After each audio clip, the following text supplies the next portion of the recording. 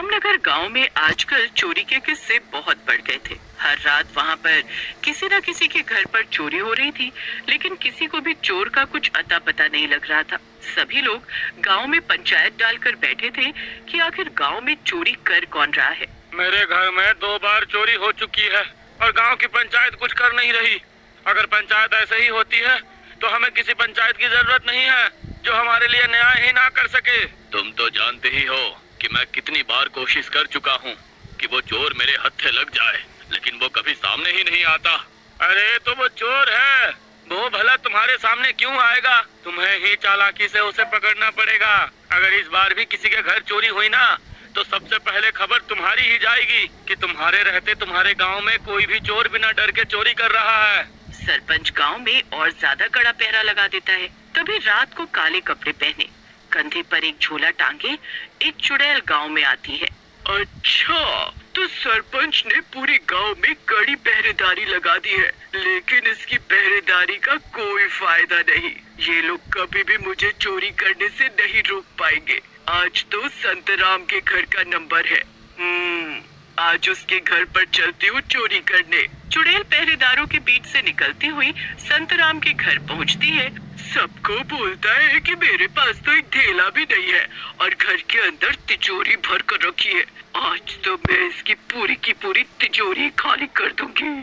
चुड़ैल संतराम की पूरी तिजोरी खाली कर देती है और सब कुछ अपने झोले में भर लेती है। फिर से वो पहरेदारों के बीच से निकलती हुई सारा सामान लेकर वहाँ से भाग जाती है और पहरेदारों को पता भी नहीं चलता कि कौन कब चोरी करके ले गया। अगली सुबह जब संतराम अपनी तिजोरी से पैसे निकालने जाता है तो उसकी पूरी की पूरी तिजोरी खाली थी।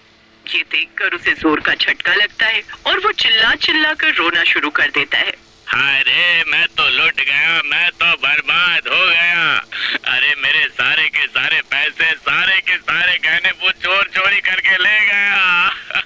संतराम की आवाज सुनकर उसकी पत्नी दौड़ती हुई तिजोरी वाले कमरे में आती है और संतराम को रोते हुए देखकर पूछती है, अरे क्या हो गया? क्यों सुबह सुबह गला फाड़ कर रो रहे हो?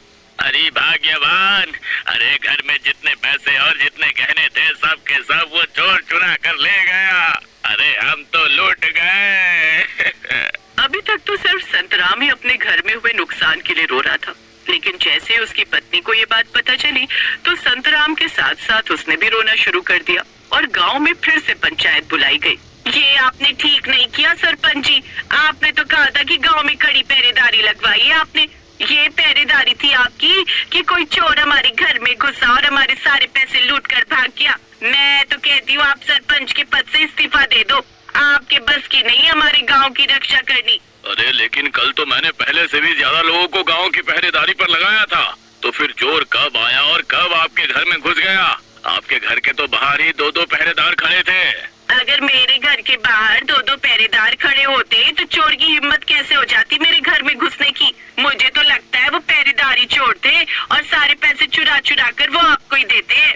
सीमा की बात सुनकर बाकी सब भी सरपंच को यही बोलने लगते हैं और उसे चोर बना देते हैं। उनकी बात सुनकर सरपंच भी परेशान हो जाता है और सरपंच का पद ही त्याग देता है। अब पुलिस के हाथों में ये केस चला जाता है और लेडी इंस्पेक्टर गांव में आती है। अरे हमारे गांव में अब आदमियों ने पुलिस में भर्ती होना छोड़ दिया क्या? आदमियों ने भर्ती होना नहीं छोड़ा है, लेकिन उनकी ड्यूटी कहीं और लगी है, इसलिए हम लोग यहाँ पर आए हैं। जब तक वो चोर पकड़ा नहीं जाता तब तक हम यहीं पर तैनात रहेंगे। लेडी पुलिस गाँव में तैनात हो जाती है। रात होते ही फिर से चुड़ैल अपने काले रंग के कपड़े और पीठ पर एक झोला टांग कर गाँव में आती है। वहाँ पर पुलिस को पहरा देता देखकर चुड़ैल की हंसी छूट जाती है। इनको लगता है कि पुलिस मुझे यहाँ चोरी करने से रोक लेगी, लेकिन मुझे चोरी करने से तो 7 मुल्कों की पुलिस भी नहीं रोक सकती, और ये तो बस एक गांव की पुलिस है। वैसे आज किसके घर पर चोरी करूं? मुकेश के घर पर चोरी करती हूँ। वो बहुत पैसा दबाए बैठा है, अभी सारा पैसा खत्म कर। चुड़ैल वहाँ पर बैठी पुलिस के सर पर टपली मारती है और मुकेश के घर में चोरी करने के लिए घुस जाती है। पुलिस वाली यही देखती रह जाती है कि आखिर उसके सर पर टपली मारी तो मारी किसने। सारी पुलिस गांव में चोर को ढूंढने लग जाती है और वहाँ चुड़ैल मुकेश के घर में घुसकर उसकी तिजोरी से पैसे निकाल कर अपने झोले में भरने लगती है। अचानक मुकेश की नींद टूटती है और उसे तिजोरी वाले कमरे से कुछ आवाज आती है। वो तुरंत ही तिजोरी वाले कमरे में जाकर देखता है तो चुड़ैल झोले में पैसे भर रही थी। लेकिन अपने कमरे में एक चुड़ैल को देखकर मुकेश की हवा टाइट हो जाती है और वो जोर से चिल्लाता है, चुड़ैल, चुड़ैल, कोई बचाओ मुझे, मेरे पैसों को भी बचाओ। अरे ये मेरे सारे पैसे लेकर भाग जाएगी। मुकेश के घर के सारे लोग भाग भाग कर वहाँ आते हैं, लेकिन तब तक चुड़ैल सारे पैसे लेकर भाग जाती है। मुकेश के चिल्लाने की आवाज सुनकर पुलिस भी उसके घर में आती है और गांव के सब लोग उसके घर पर इकट्ठा हो जाते हैं। अरे क्या हो गया, तुम इतनी जोर जोर से क्यों चिल्ला रहे हो? अरे चिल्लाऊं नहीं तो और क्या करूं? मेरे घर का भी सारा पैसा चोरी हो गया। क्या तुम्हारे घर का भी सारा पैसा चोरी हो गया? मुझे तो लगता था इस गांव का सिर्फ सरपंच ही निठल्ला है, लेकिन यहाँ की तो पुलिस भी किसी काम की नहीं है। अरे लेकिन हम तो बाहर पहरा दे ही रहे थे, हमें तो कोई दिखाई नहीं दिया। जब कोई दिखाई देता तभी तो हम किसी को पकड़ते।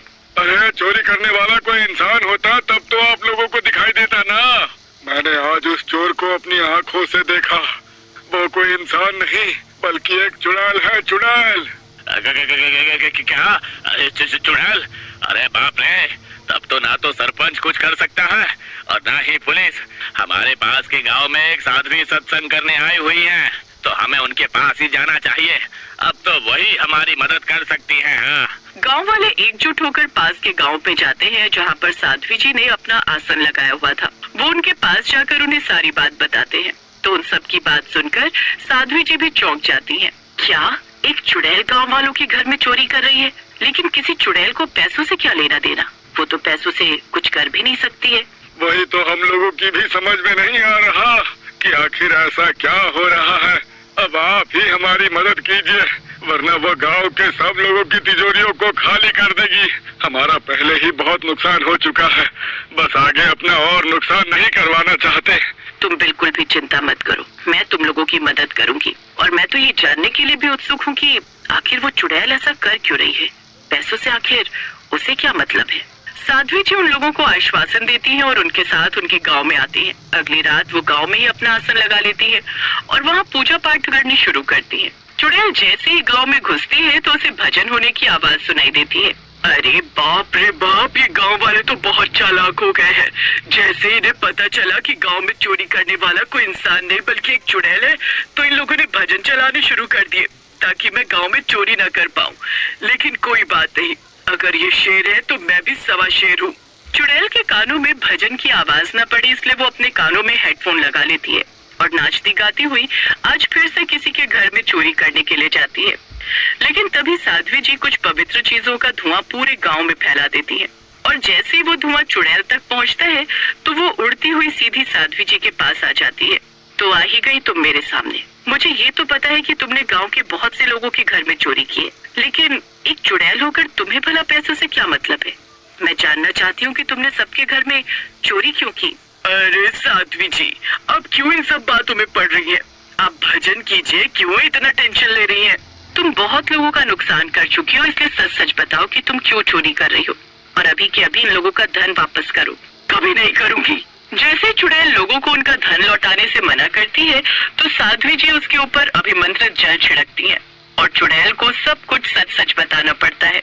वो बताती है कि जिन लोगों के घर में भी उसने चोरी की है उन सब ने गरीबों के हक का बहुत पैसा मारा है और वो उनके घर में चोरी करके बस गरीबों को उनके हक के पैसे लौटा रही है। चुड़ैल की बात सुनकर साध्वी जी समझ जाती है कि चुड़ैल जो भी कर रही है बिल्कुल ठीक कर रही है, इसलिए वो गांव वालों को सब कुछ सच सच बताकर वहां से चली जाती है। चुड़ैल जब तक गरीबों को उनके हक के पूरे पैसे नहीं दिला देती तब तक वो इसी तरह गांव के अमीर अय्याश लोगों के घर में चोरी करती रहती है और जब उन गरीब लोगों को उनके हक का पूरा पैसा मिल जाता है तो चुड़ैल गांव में चोरी करना बंद कर देती है और उस दिन से गांव के वो लोग गरीबों का हक मारना भी बंद कर